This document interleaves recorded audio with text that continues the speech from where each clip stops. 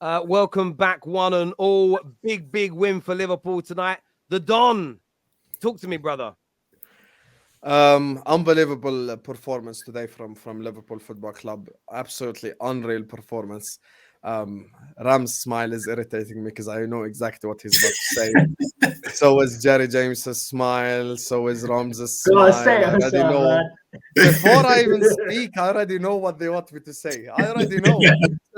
I'm gonna get there. Let me work my way through it. Here's the thing. Today's performance was absolutely unbelievable. I thought we controlled the game. I thought we played. Oh, this guy as well.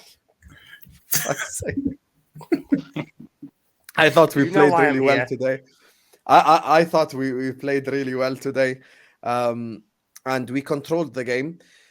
And the thing is, for me, like these performances as of late, it just makes me think, like, Klopp, why didn't you just do this inverted shit just like 4 games before? If we just did it like 4 or 5 games before, we'd be comfortably in the top 4 right now. We really would be comfortably in the top 4, and I don't think it'd be a competition.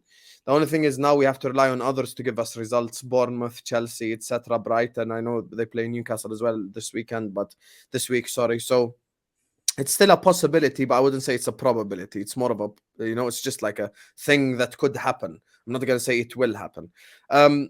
Individual performance today, we have to clap for Mo Salah today. Unbelievable, 3 assists. Unbelievable performance. I'm not lying. Unbelievable performance today from Mo Salah. And the thing is, like, he should have scored that one-on-one. He should have. There is no excuses for missing that. But when you impact the game like he did today without scoring a goal, I don't think anyone's going to get onto you. And this goes for other people in Liverpool's squad, in Liverpool's team, certain players that's names shall not be mentioned. You can miss one-on-ones, but if you impact the game like Salah did today, no one's going to be onto you. That pass for the first goal, unbelievable pass. Second goal as well, like that touch to just play Curtis Jones in behind first time. Also another unbelievable pass as well. The third one, I can't lie to you. I'm not going to sit up here and say unbelievable assist because that's all Trent. That's all Trent. Trent today, once again. Gareth Southgate is in the crowd. Every time he's in the crowd, Trent just has an unreal performance. Every single time. I remember the COVID year when City won the league, when we were kind of fighting for top 4 at the end. He scored the winner against Aston Villa as well when Gareth Southgate was at Anfield. I still remember to this day. And somehow, some way, he's going to play some other player instead of him. I don't know how. I really don't know how you watch this and you play someone else instead of him. Moving on, Alisson Becker. Thank God he's our goalkeeper. Thank goodness grace. Honestly, like when it's 0-0, you need someone like that. You need someone like that to just stop opportunities, stop chances. And for me, Alisson is just the absolute best keeper in the league. Fabinho. Oh my God! Just say it, bro. Come on, Fabinho bro. today. What's the chase? Is this my match reaction or yours? You're gonna be on the screen too. You can say whatever you want. Fabinho for me channeled his 18-19 Fabinho. Today he was just on top of everything. And I'm gonna make a general statement before I go to the last thing that they want me to all speak on. This goes to, and Terry knows exactly what I'm about to say because I spoke about it 100 times this season. All the people who go like, let's sell Salah, let's sell Trent, let's sell Van Dijk, let's sell all these players. When you have certain players in the squad who are so many levels below others, you keep the good players, surround them with other good players, and then if the good players that you keep are still not performing, that's when I'll consider selling them. But I can't believe people wanted to sell Salah, Trent earlier on this season. This shows you when you have quality, you have to keep that quality and surround it with other quality around it. Now, Curtis Jones. Curtis Jones. Let's go, man. Curtis Jones. Or all the people asking for an apology will not happen. I'm not going to sit up here and apologize for absolutely nothing because he deserved us getting onto him. He deserved the criticism that he got. He deserved us looking at him as not a serious option. But since the Arsenal game, he's been comfortably our best midfielder. Comfortably our best midfielder. He's been playing his role really, really, really well, getting into dangerous positions, doing the stuff that you expect a midfielder to do. But the one thing that I've criticized Curtis Jones for, consistently criticized him for, that he's doing a lot better now, is releasing the ball. The one thing that got onto my nerves when it comes to Curtis Jones is he never knows when to release the ball. He's now releasing the ball really well, which is something that we need. But there's a bigger picture here, and this is what I'll end on. I don't want to sit up here and do monologues. This is what I'll end on. I already see journalists, just getting ready to already just start their usual bullshit. Oh my God, Curtis Jones is gonna save Liverpool millions this summer. No, he won't. Curtis Jones's form should not change a single thing for this summer. We are in this position to begin with because we're crap and we deserve to be in this position. And if Jurgen Klopp and the football club had a little bit of shame about them, Curtis Jones's fantastic form still should not change anything about this summer. We still need 3 midfielders. We still need a centre back. We still need to change a lot of things because those are the reasons why we are in this position to begin with. So I'm not going to look at a guy who's playing and under no pressure good for 5-6 games and go like, oh, now he's my solution. Oh, haha. Who cares about Jude Bellingham? We've got Curtis Jones. No, I'm not going to do all of that. So for me, he's a fantastic squad option, but it does not change a single thing for transfers this summer. I'm done now. Yeah, I hear you on that, and I think most Liverpool fans would certainly agree. And we've got a lot of Liverpool people on it tonight. What I will say, we're not all going to get the chance to do a full rendition of what we thought happened in the game, mainly because we'll be here until about midnight tonight. But I wanted to first talk about Curtis Jones. Who wants to speak Curtis Jones tonight? I want to go to Tom because Tom loves this kid. Oh well, I say kid. He's old. He's old enough to be Tom's dad. But talk to me tonight about. Talk to me. Curtis Julian Jones. Finally starting to prove it. Yeah, that's his middle name. Femi Jones. We've got to put some Sorry, respect Femi, on the African heritage as well. Yeah. Curtis Julian Femi Jones. What a player. What a player. I was here after Nottingham Forest. I think that's on the Clips channel. Done fairly well on the Football Terrace Clips channel. Me and Curtis going at it blow for blow.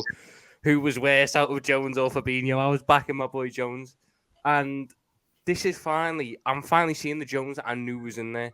He just needed the run of games. He's one of these players that needs to build up a bit of momentum behind him. And he's got that momentum. And since the system change, he's probably been... You can have an argument for him being top 3 players since the system change. He's been that good in terms of the impact he's had, in terms of the role he's played. And I do agree with the Sam. It shouldn't change what we do in the summer, because we should still go out and buy a McAllister for that side. We should still go out and buy a Mason Mount. We should still go out and buy a DM.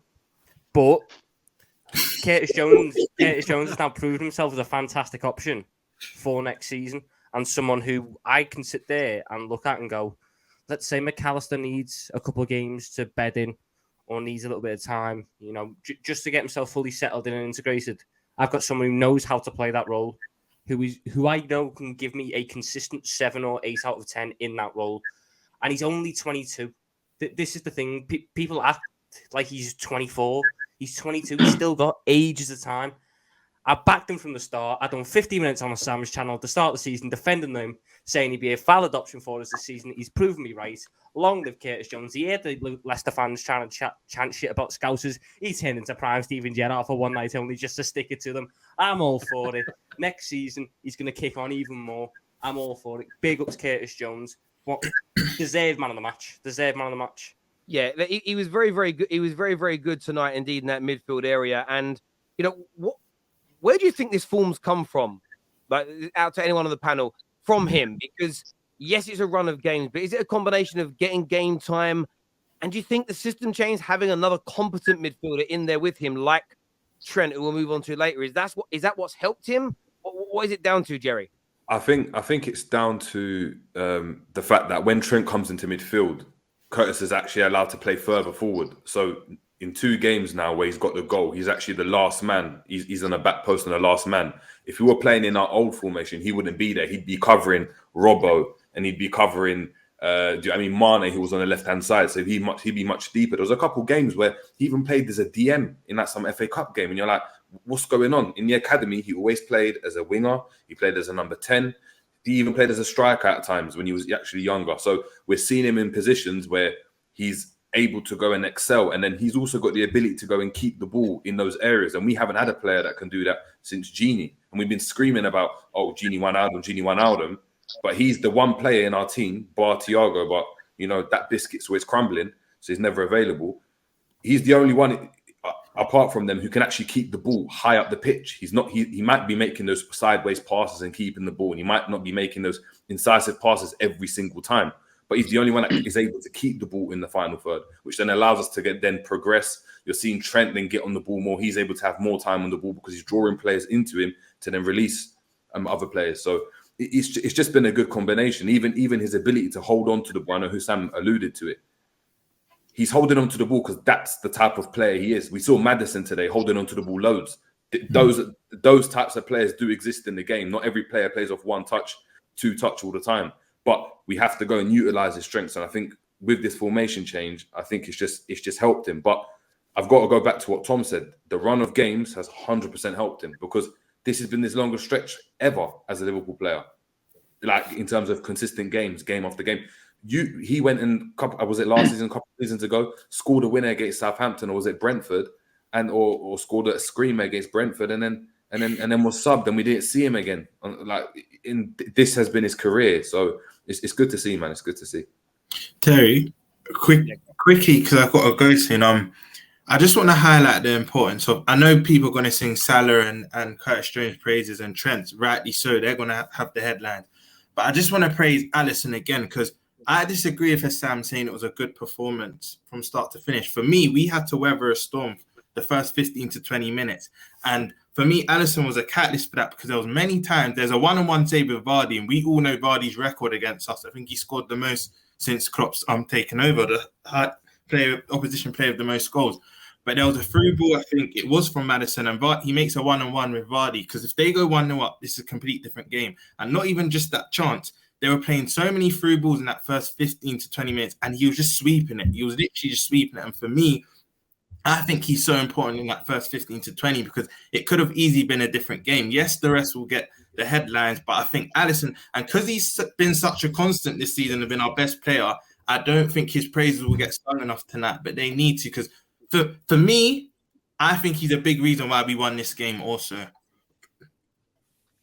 Yeah, listen, I mean, Alisson's been so good for Liverpool all year. You might look at a lot of people may look at Mo Salah as the player of the year, but I think Alisson Becker probably deserves it because he's kind of had a season when when De Gea at Man United was in his pomp and we finished fifth, but we should have been 10th if it wasn't for his saves. That's what I think he's done for you guys this year. He's been imperious in goal.